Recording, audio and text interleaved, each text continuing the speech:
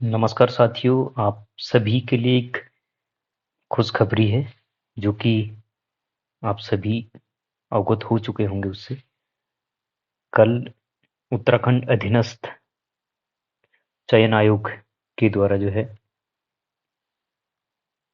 उत्तराखंड अधीनस्थ सेवा चयन आयोग यूके ट्रिपल एससी के द्वारा एलटी का विज्ञापन जारी कर दिया गया है, जो कि आपके लिए एक बहुत बड़ी खुशखबरी है। चुनाव से ठीक पहले आया, लेकिन आपके लिए तो सुनहरा अवसर लेकर आया है। कल विज्ञापन प्रकाशन की तिथि 14 मार्च कल आया है, और ऑनलाइन जो आवेदन करने की जो प्रारंभ तिथि है वो 22 मार्च से है। तो आप 22 मार्च से आवेदन कर सकेंगे यूके ट्रिपल एस सी की साइट पर। ऑनलाइन आवेदन करने की अंतिम जो तिथि होगी 12 अप्रैल होगी, इसलिए आप जो है अंतिम तिथि का वेट ना करें और जल्द से जल्द आवेदन प्रक्रिया को पूर्ण कर लें, क्योंकि आगे साइट बहुत बिजी चलेगी, तो हो सकता है कि साइट में प्रॉब्लम आए और आपका आवेदन छूट जाए। ऑनलाइन आवेदन पत्र में संशोधन करने की जो तिथि दी जाएगी वो 16 अप्रैल से 18 अप्रैल, यानी 2 दिन का समय आपको दिया जाएगा। लिखित परीक्षा की अनुमानित तिथि जुलाई है, और ये समय समय पर आपको यूके ट्रिपल एस सी की साइट समाचार पत्रों में आपको अवगत करा दिया जाएगा कि कब एग्जाम होने वाला है। ये अभी अनुमानित है, प्रस्तावित है, तो इससे आप इसी के अनुसार आप तैयारी करें। उत्तराखंड अधीनस्थ सेवा चयन आयोग द्वारा समूह गौ सीधी भर्ती के माध्यम से माध्यमिक शिक्षा विभाग उत्तराखंड के अंतर्गत गढ़वाल मंडल सहायक अध्यापक अल्टी के 786 पद यानी 786 पद गढ़वाल मंडल में, तथा कुमाऊं मंडल में सहायक अध्यापक अल्टी के 758 पद 758 कुमाऊं मंडल में रिक्त पदों हेतु कुल 1544 रिक्त पदों पर चयन हेतु ऑनलाइन आवेदन पत्र आमंत्रित किए जाते हैं। तो बड़ी भर्ती है, पिछली भर्ती से भी बड़ी है ये। उस टाइम पे 1400 कुछ पदों की भर्ती थी, इस बार 1544 है, और आपको सिर्फ एक पद चाहिए। तो आपको सिर्फ अपने एक सीट पर दावेदारी पेश करनी है, बाकियों को आप छोड़ दीजिए। उत्तराखंड यूके ट्रिपल एस की साइट ये है, आप ऑफिशियल साइट पे जा करके आवेदन कर सकते हैं। अभ्यर्थी के चयन हेतु आयोग द्वारा वस्तुनिष्ठ प्रकार की बहुविकल्पीय ऑफलाइन अथवा ऑनलाइन मोड में प्रतियोगी परीक्षा आयोजित कराई जाएगी। तो जो परीक्षा होगा वो वस्तुनिष्ठ प्रकार का होगा, और वो ऑफलाइन भी हो सकता है और ऑनलाइन मोड भी हो सकता है। ऑफलाइन तो होता ही है, लेकिन हो सकता है कि इस बार ऑनलाइन मोड में भी परीक्षा आयोजित कराई जाए, तो उसके लिए भी आपको प्रिपेयर रहना है। प्रतियोगी परीक्षा के संबंध में उल्लिखित तिथि माह अनुमानित है, ये बदल भी सकती है। परीक्षा की तिथि की सूचना यथासंभव पृथक से आयोग की वेबसाइट, दैनिक समाचार पत्रों में प्रेस विज्ञप्ति और अभ्यर्थियों को उनके द्वारा ऑनलाइन आवेदन पत्र में दिए गए मोबाइल नंबर पर एसएमएस या ईमेल द्वारा भी उपलब्ध कराई जाएगी। तो इसलिए आप जो है जब भी आवेदन करें तो अपना सही मोबाइल नंबर वहां अंकित करें जो कि आपका करंट में चल रहा हो, और ईमेल आईडी भी सही दर्ज करें, जिससे कि आपको कोई भी सूचना यदि आयोग के द्वारा भेजी जाती है तो आपके पास पहुंच सके। अभ्यर्थी अपने प्रवेश पत्र आयोग की वेबसाइट से ही डाउनलोड कर सकेंगे, यानी ऑफलाइन मोड में आपको डाक के द्वारा कोई भी प्रवेश पत्र नहीं भेजा जाएगा। आयोग द्वारा डाक के माध्यम से प्रवेश पत्र निर्गत नहीं किए जाएंगे, ये बता भी दिया है। अभ्यर्थियों को महत्वपूर्ण सूचनाएं भी आयोग की वेबसाइट, ईमेल या एसएमएस से ही मिलेगी। इसलिए अभ्यर्थी आवेदन पत्र में स्वयं का मोबाइल नंबर यानी खुद का होना चाहिए और ईमेल ही भरें। ऐसा नहीं कि आपका मोबाइल नंबर किसी और के पास है तो उसके पास सूचना जाएगी और वो आपको सूचना दे या ना दे, इसका कोई भरोसा नहीं है। आयोग द्वारा सभी सूचनाएं आयोग की वेबसाइट पर प्रसारित की जाएंगी, अथवा आवश्यक है कि अभ्यर्थी चयन प्रक्रिया के संबंध में जानकारी यथा परीक्षा कार्यक्रम प्रवेश पत्र जारी करना, परीक्षा परिणाम आदि के लिए आयोग की वेबसाइट के को समय समय पर देखते रहें। तो ये भी आपको समय समय पर वेबसाइट को देखते रहना है कि कोई न्यू अपडेट तो नहीं आया। अब यहाँ पर सहायक अध्यापक अल्टी गढ़वाल मंडल 60% सीधी भर्ती और सामान्य शाखा रिक्तियों का जो विवरण है क्षैतिज आरक्षण की स्थिति में। हिंदी में आपके जो पद हैं वो 93 हैं, मोटा मोटा मैं बता रहा हूँ। अंग्रेजी में सहायक अध्यापक अंग्रेजी में 81 पद आए हैं। इसमें से अलग अलग कैटेगराइज में आप अपने देख लेंगे।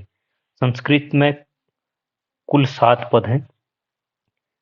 गणित में इस बार बड़ी संख्या में पद आए हैं, तो गणित में 60 पदों की भर्ती आई है। और विज्ञान में इस बार सबसे ज़्यादा पद हैं, तो विज्ञान में 112 पदों की भर्ती है। तो विज्ञान वालों को और भी ज़्यादा मौका मिलने वाला है, क्योंकि अधिक संख्या में पदों की संख्या आ गई है। सहायक अध्यापक सामान्य, जिसके लिए रोते हैं हर बार की इसमें आपके सामान्य शाखा में कम आए, तो इस बार जो है सहायक अध्यापक सामान्य में 93 पद आए हैं, अधिक मात्रा में पद आए हैं, तो आप भी तैयार रहें। व्यायाम में आपके 57 पद, व्यायाम में आपकी 57 पदों की भर्ती आई है। गृह विज्ञान में मात्र 1 पद है। सहायक अध्यापक वाणिज्य में 10 पद। तो ये अलग अलग पदों का विवरण इसमें दिया गया है। सहायक अध्यापक कला में 102 पदों की भर्ती आई है, तो कला वाले भी तैयार रहें। इस बार तो बीएड भी मांग लिया है उनके लिए। सहायक अध्यापक अल्टी गढ़वाल मंडलीय 60% सीधी भर्ती महिला शाखा। तो महिला शाखा महिलाओं को 2 मौके मिलते हैं, एक तो सामान्य शाखा में भर्ती आवेदन कर सकते हैं और दूसरा महिला शाखा में आवेदन कर सकते हैं। तो हिंदी में उनके लिए 9 पद, अंग्रेजी में आपके 9 पद, संस्कृत में मात्र 1 पद है, तो संस्कृत में 1 पद है। गणित में 5 पदों पर भर्ती, विज्ञान में 8 पदों पर भर्ती महिला शाखा में। सहायक अध्यापक सामान्य में 13 पदों पर भर्ती और व्यायाम में आपके 3 पदों पर भर्ती आई है महिला शाखा में। गृह विज्ञान में आपके 2 पद, संगीत में आपका 2 पदों पर भर्ती आई और कला में आपके 5 पदों पर भर्ती आई हुई है। सहायक अध्यापक अल्टी गढ़वाल मंडल 10%, यानी जो विभाग में अभी होंगे प्राथमिक स्तर पर जो भी अध्यापक होंगे वो विभागीय प्रक्रिया में उत्तराखंड की सेवा में जो भी है उनके लिए 10% भर्ती का प्रावधान है। तो सहायक अध्यापक हिंदी में उनके लिए 15 पद आए हैं। अंग्रेजी में आपके 13 पद, संस्कृत में 1 पद है, गणित के लिए 10 पदों की भर्ती आई है और विज्ञान के लिए 19 पद आए हैं, सामान्य के लिए 16 पदों की भर्ती यहाँ पर आई है और व्यायाम में 9 पदों की भर्ती।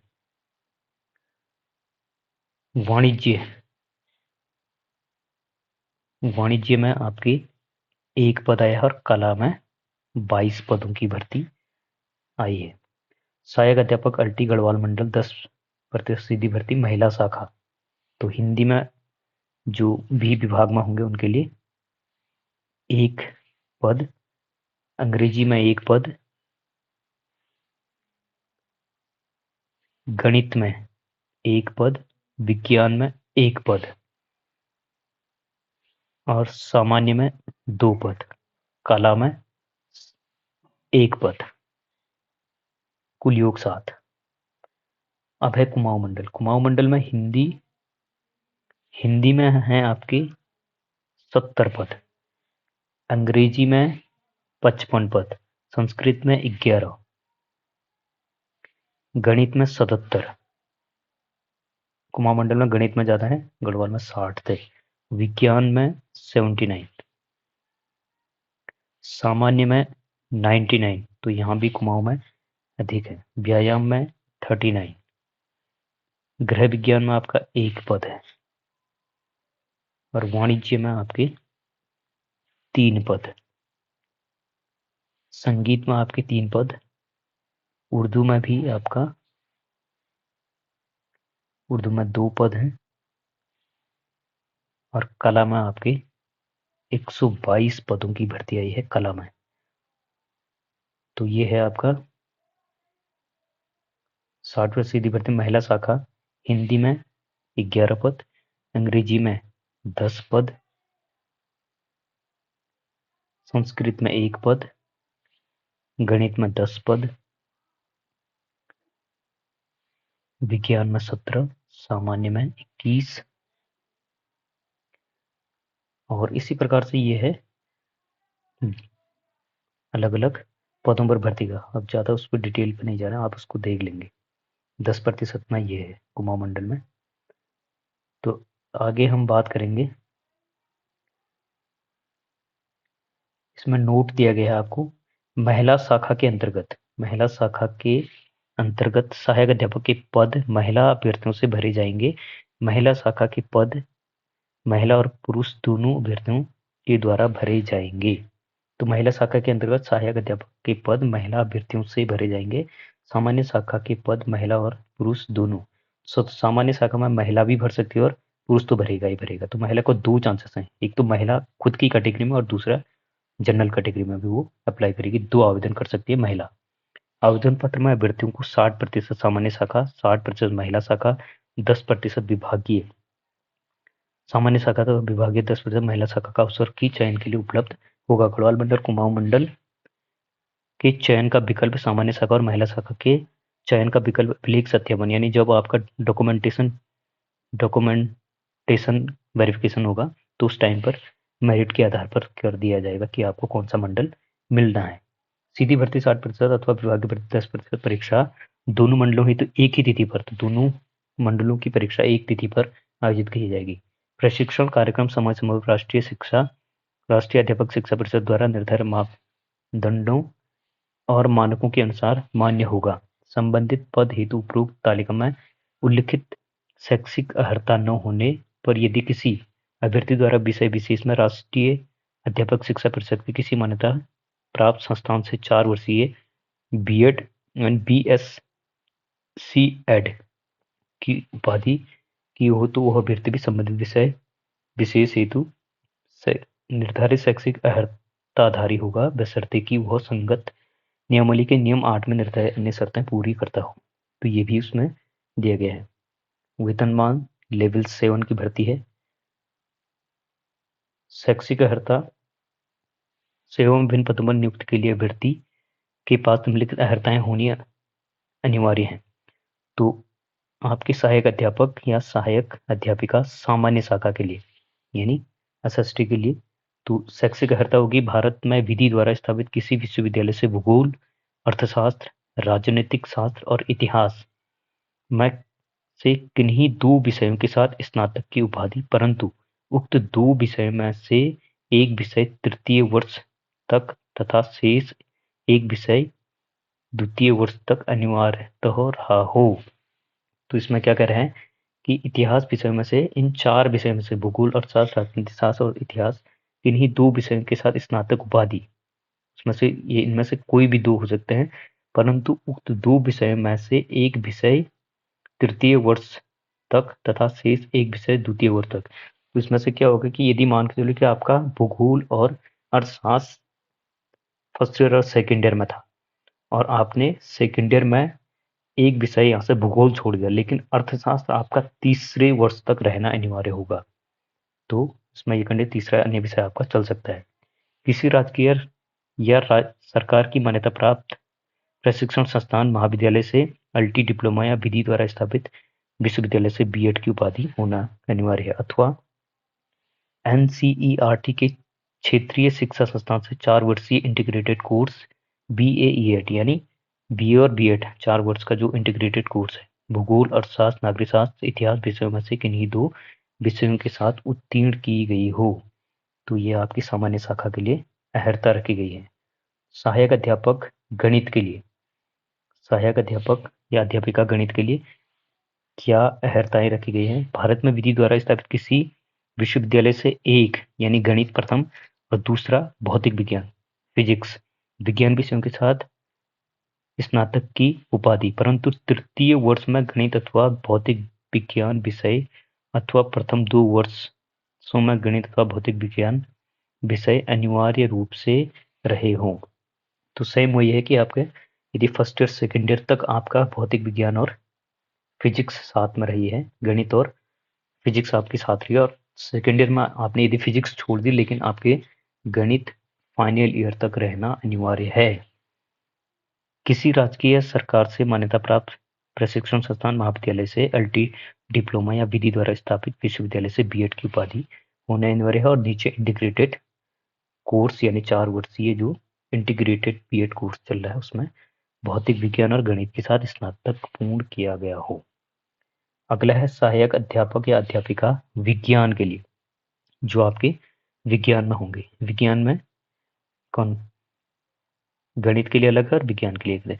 भारत में विधि द्वारा स्थापित किसी विश्वविद्यालय से एक यानी रसायन विज्ञान, केमिस्ट्री, दो जंतु विज्ञान, तीसरा वनस्पति विज्ञान विषयों के साथ विज्ञान स्नातक की उपाधि किसी राजकीय या सरकार से मान्यता प्राप्त प्रशिक्षण संस्थान महाविद्यालय से अल्टी डिप्लोमा या विधि द्वारा स्थापित विश्वविद्यालय से बीएड की उपाधि।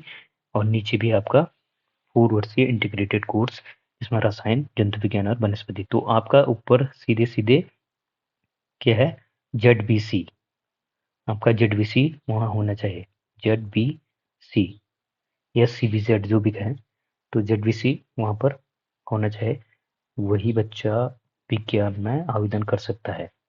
अगला है सहायक अध्यापक अध्यापिका भाषा हिंदी। ये बहुत मोस्ट इम्पोर्टेंट है और इसमें कई कंफ्यूज भी होते हैं, तो इसमें स्पष्ट लिखा गया है और आप ध्यानपूर्वक उसको पढ़ भी लें।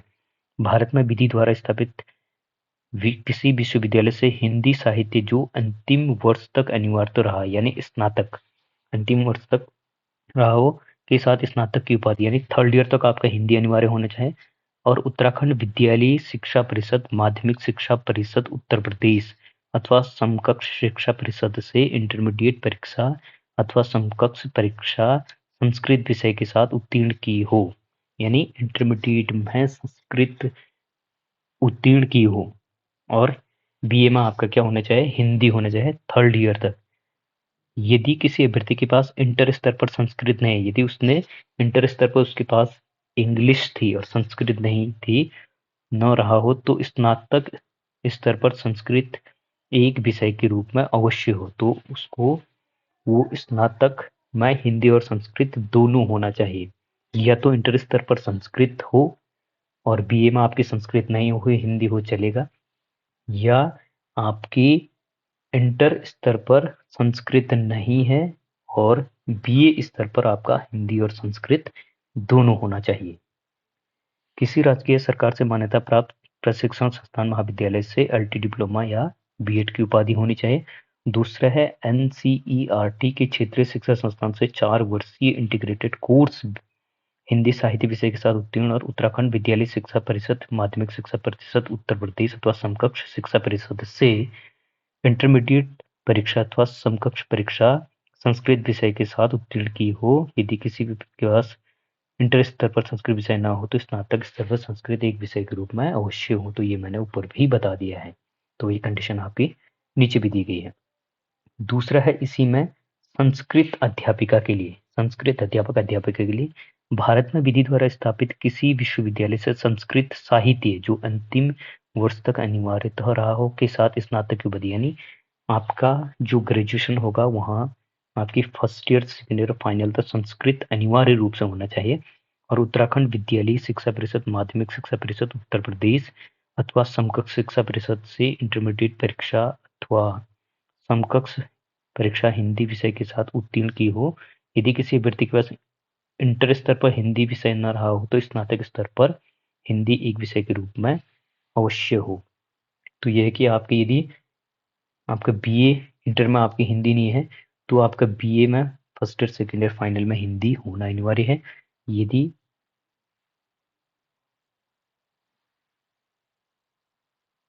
ये आपका इसमें दिया गया है तो कंडीशन ये है। दूसरा है बीएड आपका होना चाहिए।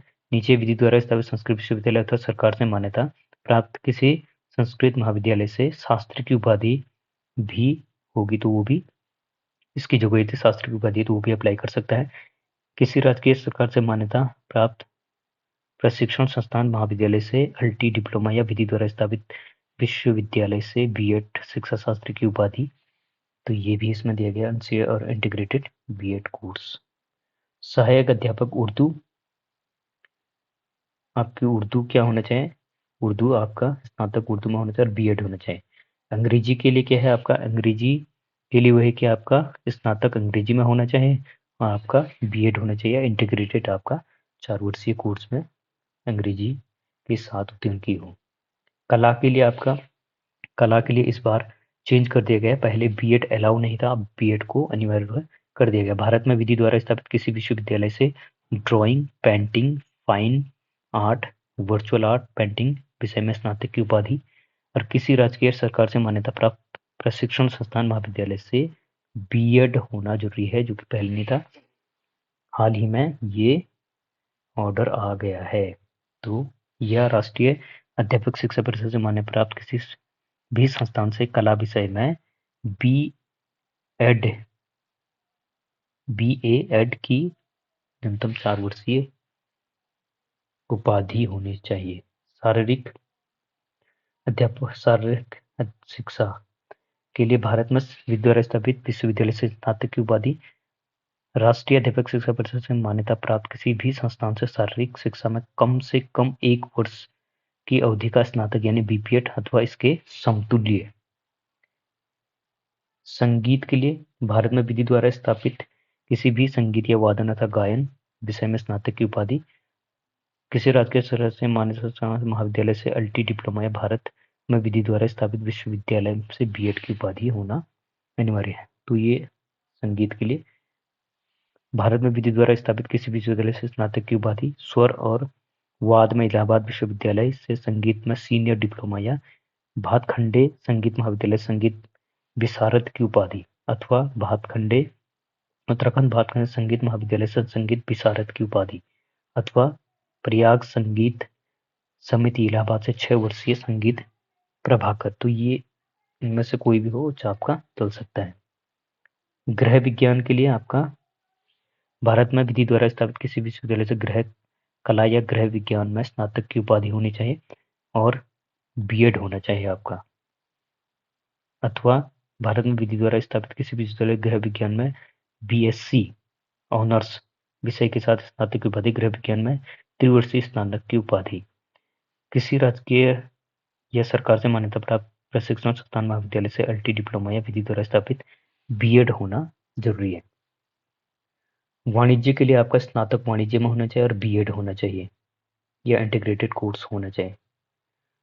नीचे दिए गए हैं नोट में अभ्यर्थी को सहायक अध्यापक अल्टी पद पर नियुक्त चयन हेतु UTT Uttarakhand teacher eligibility test second वाला और सेंट्रल टीचर एलिजिबिलिटी टेस्ट यानी केंद्रीय वाला सीटेट 2 परीक्षा उत्तीर्ण होना अनिवार्य है, किंतु शारीरिक शिक्षा के अध्यापकों के लिए उल्लिखित न्यूनतम मानदंड लागू होंगे। कला शिक्षा गृह विज्ञान के अध्यापकों हेतु निर्धारित पात्रता मानदंड तब तक लागू रहेंगे जब तक कि राष्ट्रीय अध्यापक शिक्षा परिषद न्यूनतम योग्यताएं निर्धारित नहीं कर देती, तो उनके लिए वही होंगे जो पहले से लागू हैं।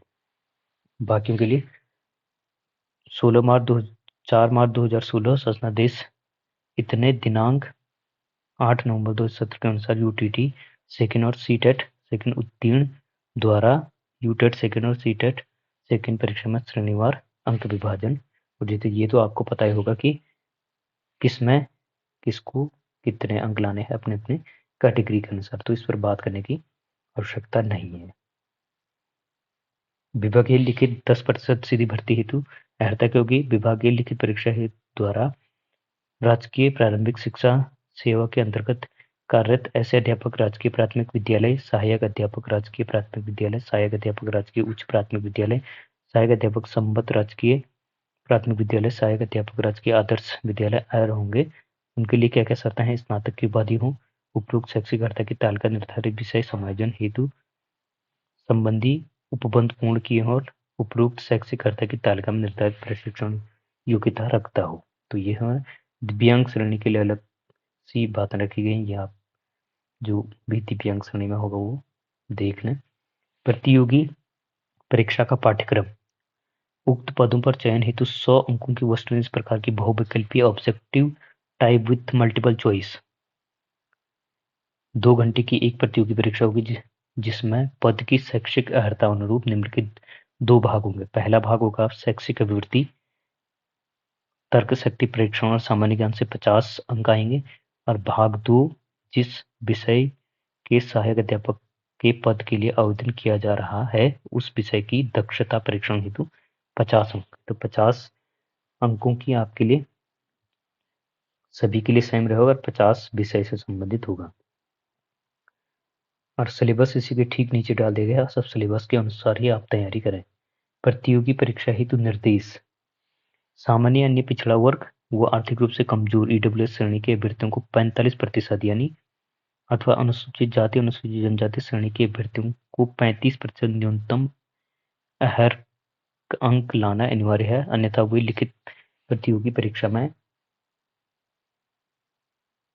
अनर्ह माने जाएंगे। तो 45 और 35% अंक लाना जरूरी है, इससे नहीं चाहते तो आपको मान्य ही नहीं माना जाएगा। आप अभ्यर्थियों को ऑफलाइन लिखित परीक्षा की प्रश्न बुकलेट परीक्षा के पश्चात अपने साथ ले जाने की अनुमति होगी, ये तो आपको पता ही है। ओएमआर सीट में 3 प्रतियां होंगी, एक प्रति आपके पास आएगी और 2 प्रतियां वहां जमा करनी होती हैं, ये आपको पता है। आपको प्रश्न का पैटर्न भी पता है, 4 विकल्प होंगे और 4 विकल्पों में से एक विकल्प सही करना होगा, गलत विकल्प पर 0.25 की नेगेटिव मार्किंग होगी। और इसमें यह भी दिया गया है कि यदि आपने एक से अधिक उत्तर दिए, यानी 2 विकल्प आपने कर दिए, एक ही प्रश्न के 2 विकल्प आपने गोले कर दिए, एक ये कर दिया और एक ये कर दिया, और इन दोनों में से आपका एक विकल्प चाहे सही हो गया, लेकिन उसके लिए भी नेगेटिव मार्किंग की जाएगी, ये इसमें स्पष्ट लिखा हुआ है, तो इसलिए ये गलती भी ना करें। यदि किसी अभ्यर्थी द्वारा कोई प्रश्न हल नहीं किया जाता, अर्थात अभ्यर्थी द्वारा उत्तर नहीं दिया जाता, तो उस प्रश्न के लिए कोई ऋणात्मक अंक नहीं दिया जाएगा, यानी यदि आपने अटेंड ही नहीं किया है तो ऋणात्मक अंक नहीं दिया जाएगा। तो इसलिए जितने आ रहे हैं उसी पर आप फोकस करें। ओएमआर सीट में व्हाइटनर का उपयोग या विकल्प को खुरचना, कटिंग आदि पूर्णतया प्रतिबंधित है और इसके लिए भी ऋणात्मक, यदि आप उसमें कुछ व्हाइटनर का या खोजते हैं या कुछ भी करते हैं तो उसके लिए भी नेगेटिव मार्किंग होगी। ओएमआर में यदि आप गलत अनुक्रमांक या गलत बुकलेट सीरीज डालते हैं तो उसके लिए आपका आवेदन निरस्त कर दिया जाएगा और उसके लिए आप खुद ही जिम्मेदार होंगे। ऑनलाइन लिखित प्रतियोगी परीक्षा होने की स्थिति में प्रश्न पत्र वो दिए गए उत्तर विकल्प अभ्यर्थी को उपलब्ध कराए गए मॉनिटर कंप्यूटर टैब पर ही प्राप्त होंगे। या ऑनलाइन होगा तो सब कुछ उसी में आपको मिलेगा। तो आगे दिया है कि यदि आपके समान अंक आते हैं, लिखित परीक्षा में 2 अभ्यर्थियों के समान अंक आते हैं और तो समान अंक में जिसकी आयु अधिक होगी उसको पहले बुलाया जाएगा और जिसकी आयु कम होगी उसको बाद में बुलाया जाएगा, लेकिन वरिष्ठता के आधार पर निर्धारित होगा कि चयन किसका करना है। आयु सीमा आपकी 1 जुलाई 2024 को न्यूनतम 21 वर्ष होनी चाहिए और अधिकतम 42 वर्ष होनी चाहिए।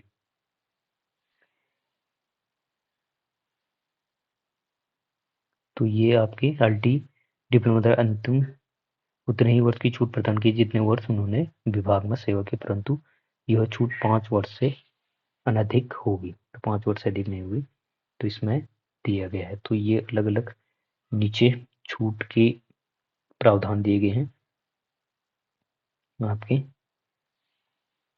उत्तराखंड की राज्य अनुसूचित जाति अनुसूचित जनजाति पिछड़ा वर्ग अभ्यर्थियों को शासनादेश संख्या 1399 दिनांक 21 मई 2005 द्वारा अधिकतम सीमा 5 वर्ष की छूट अनुमन्य है। SC/ST को 5 वर्ष की और दिव्यांग अभ्यर्थियों को शासनादेश संख्या 1244 दिनांक 21 मई 2005 द्वारा समूहों के पदों के लिए अधिकतम आयु सीमा 10 वर्ष की छूट। तो दिव्यांगजनों को 10 वर्ष की छूट। स्वतंत्रता सेनानी आश्रितों के बच्चों के लिए जो है आपकी अधिकतम 5 वर्ष की छूट होगी और उत्तराखंड पूर्व सैनिकों को अपनी वास्तविक आयु से सशस्त्र सेना में अपनी सेवा की अवधि कम करने की अनुमति दी जाएगी और यदि प्रमाणजन्य आयु इस पद सेवा के निम्न जिनके लिए वह नियुक्त का इच्छुक विहित अधिकतम आयु सीमा 3 वर्ष से अधिक न हो तो यह समझा जाएगा कि उच्च आयु से संबंधित शर्त में पूरा करता है। तो ये भी इसमें दिया गया है। आवेदन हेतु पात्रता। पात्रता क्या है?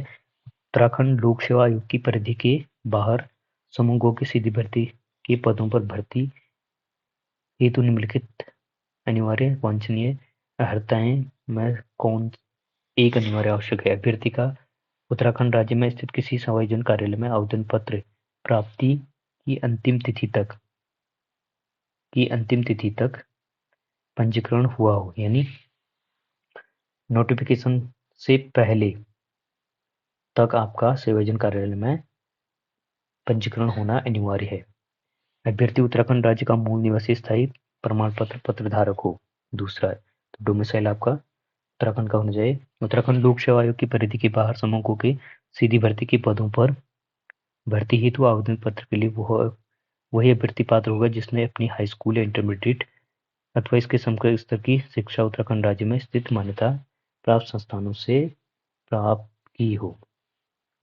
तो ये भी इसमें दिया है, परंतु यह सैनिक अर्धसैनिक बलों पर लागू नहीं होगा यदि वो बाहर हैं।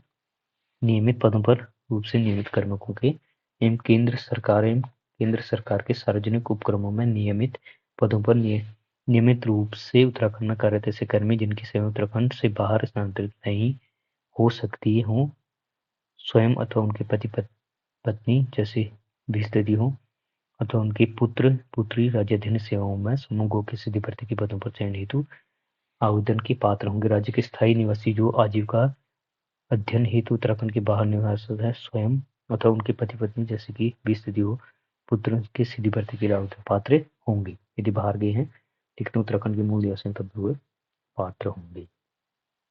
तो इसमें कुछ शर्तें दी गई हैं आपका।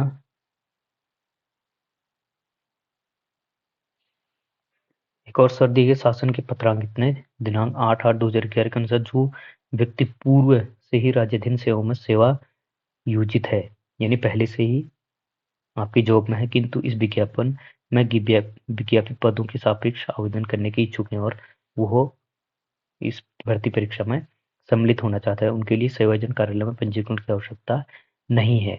उत्तराखंड शासन के पत्र 310 ये 28/7/2015 के अनुसार राज्याधीन सेवाओं के अंतर्गत केवल उत्तराखंड राज्य की सेवाएं सम्मिलित हैं, तो उनको सेवायोजन कार्यालय में पंजीकरण करना अनिवार्य नहीं है। ऐसे अभ्यर्थी जो उत्तराखंड राज्य की सेवाओं से इतर अन्य सेवाओं में कार्यरत हैं, अपने विभाग से सेवायोजन कार्यालय में पंजीकरण हेतु अनापत्ति प्रमाण पत्र एनओसी कर सेवायोजन कार्यालय में पंजीकरण करा सकते हैं। उपरोक्त व्यक्ति को उनके ऑनलाइन आवेदन पत्र में किए गए दावों के क्रम में जिनके द्वारा उत्तराखंड राज्य में सेवायोजन कार्यालय में पंजीकरण होने का प्रमाण पत्र प्रस्तुत किया गया है को इस शर्त के साथ औपबंधिक रूप से अर्ह किया जाएगा, वह इस आशय का प्रमाण पत्र प्रस्तुत है कि उनके द्वारा सेवायोजन कार्यालय में पंजीकरण हेतु अपने विभाग से अनापत्ति प्रमाण पत्र प्राप्त कर लिया है तथा इसकी सूचना संबंधित सेवायोजन कार्यालय को दे दी गई है। तो इस प्रकार उक्त दोनों आशय का प्रमाण पत्र प्रस्तुत करना व्यक्ति को अर्ह माना जाएगा। तो यदि कोई बाहर जॉब कर रहा है तो वो अपने विभाग से क्या करेगा, एनओसी लेगा और एनओसी को यहाँ के सेवायोजन कार्यालय में दिखा करके सेवायोजन कार्यालय में पंजीकरण कराएगा और उन दोनों को जो है वहाँ अपलोड करेगा। तो ये उसमें कुछ शर्तें दी गई है। बाकी आपको इसमें शर्तें आपको पता है, चरित्र में आपका चरित्र उच्च होना चाहिए, अच्छा होना चाहिए। यदि चरित्र खराब है तो उसमें दंडात्मक कार्रवाई भी हो सकती है बाद में भी, अभी भी और बाद में भी। वैवाहिक परिस्थिति, सेवा में किसी भी पद पर नियुक्ति के लिए ऐसे पुरुष अभ्यर्थी पात्र न होगा जिसकी एक से अधिक पत्नी जीवित हो, या ऐसी महिला अभ्यर्थी पात्र न होगी जिसने ऐसे पुरुष से विवाह किया हो जिसकी पहले एक पत्नी जीवित हो, परंतु यह राज्यपाल की रचना, ये कुछ शर्तें हैं तो ये आप देख लें। आरक्षण का प्रावधान इसमें आप देख लेंगे, ये आपको बता ही दिया है। तो ये था आपका कुछ चीजें। जो शुल्क है, शुल्क आपका जनरल और ओबीसी को 300 रुपये और SC ST को 150 रुपये और आपका दिव्यांग को 150 और अनाथ को कोई भी शुल्क नहीं है, वो फ्री आवेदन कर सकता है। समय पर आवेदन कर लें और अंतिम डेट का वेट ना करें, कहीं पता चल रहा है कि साइट ना चले और आप आवेदन करने से छूट जाए। तो सिलेबस ठीक इसके नीचे डाला गया है, अभी आप देखेंगे। तो यहाँ जब आप साइट से इसको डाउनलोड करेंगे तो यहाँ पूरा सिलेबस रबी सर वाइज आपके कॉमन टू ऑल सब्जेक्ट, ये आपके 50 अंकों का जो सबके लिए कॉमन है, ये सिलेबस यहाँ पूरा डाल दिया गया है साइट पर। तो आप देख लें, ये पूरा सिलेबस यहाँ डाला गया है। तो इसी सिलेबस के अकॉर्डिंग आप प्रिंट करें और इसको हर एक दिन टारगेट बना करके इसी सिलेबस के अकॉर्डिंग तैयारी करें। बिल्कुल भी इसके बाहर नहीं पढ़ना है, आपको इसी सिलेबस के अकॉर्डिंग पढ़ना है और यही से पूछा जाएगा। थोड़ा सा डीप आपको पढ़ना है, अच्छी बुकों का अध्ययन करें और एक टारगेटेड बेस की तैयारी करें, तभी सिलेक्शन हो पाएगा। स्किप ना करें, बिल्कुल भी स्किप करने से संभव नहीं है। तो आप अच्छी तैयारी करें, इससे क्या होगा और आने वाले समय में आप निश्चित तौर पर विभाग के अंतर्गत आएंगे और उत्तराखंड की एजुकेशन सिस्टम को सुधारने में आपका भी प्रयास रहेगा। नन्हे मुन्ने बच्चों के भविष्य को आप भी संवार पाएंगे। तो गुड लक है आपके लिए इस भर्ती के लिए। आप कई टाइम से वेट कर रहे थे, लगभग 4 सालों बाद ही भर्ती आ रही है। तो 4 सालों का इंतजार अब आपका खत्म हो चुका है और इस बार नहीं तो कभी नहीं वाली स्थिति में तैयारी करनी है। Thank you for watching. Good luck.